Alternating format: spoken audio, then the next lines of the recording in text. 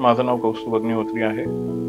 6 वर्षापासून मी नागपूरला सेटल आहे। त्याच्या अगोदर मी भुसावळला राहायचो। 10 वर्ष अगोदर मी मर्चंट नेव्हीत असल्या कारण आम्ही आफ्रिकन कॉन्टिनेंट मध्ये अंगोलाला लुवांडा त्याची कॅपिटल तिथे आमचं शिप त्यांनी कॅप्टिवेट केलं होतं। अचानक पोलीस होते का कोण होते माहित नाही, शिपवर आले, डॉक्युमेंट घ्यायच्या जागी आमचे पासपोर्ट दिले गेले। ज्यांच्याशी बोलणं होत होतं त्यांनी सांगितलं की एम्बॅसीला कॉन्टॅक्ट करा। एम्बॅसीवाल्यांना कॉन्टॅक्ट केला, एम्बॅसीवाल्यांनी मदत केली, पण थोड्या वेळानंतर त्यांनाही काही कळत नव्हतं नेमकं करायचं काय।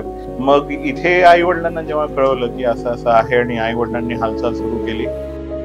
यांनी मला सांगितलेलं होतं की कोणाजवळ बोलू नको, कारण आमच्या जीवाला पण धोका आहे। त्यामुळे मला कुणाला सांगताही येत नव्हतं, बोलताही येत नव्हतं। गडकरी साहेबांपर्यंत ही बातमी गेली।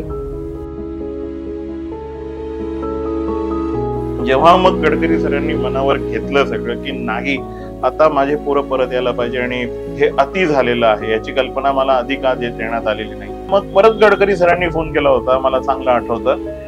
आणि प्लेन रनवेवर थांबवले गेलेलं होतं, प्लेनला फ्लाय सुद्धा करू दिलं नव्हतं की जोपर्यंत माझे पोरं बसत नाही तोपर्यंत प्लेन टेक ऑफ करणार नाही। साक्षात देवच धावून आला असं मी म्हणायला कमी करणार नाही की जर सर नसते, गडकरी साहेब नसते तर कदाचित मी परत येऊही शकलो नसते।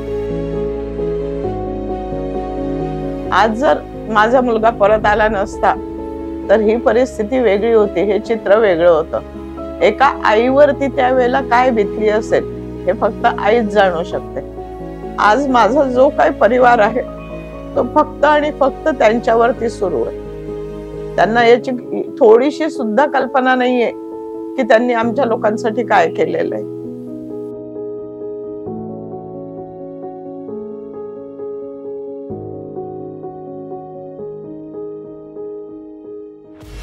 विजय तिलक की करो तैयारी, विजयी भव नितिन गडकरी। फिर एक बार मोदी सरकार।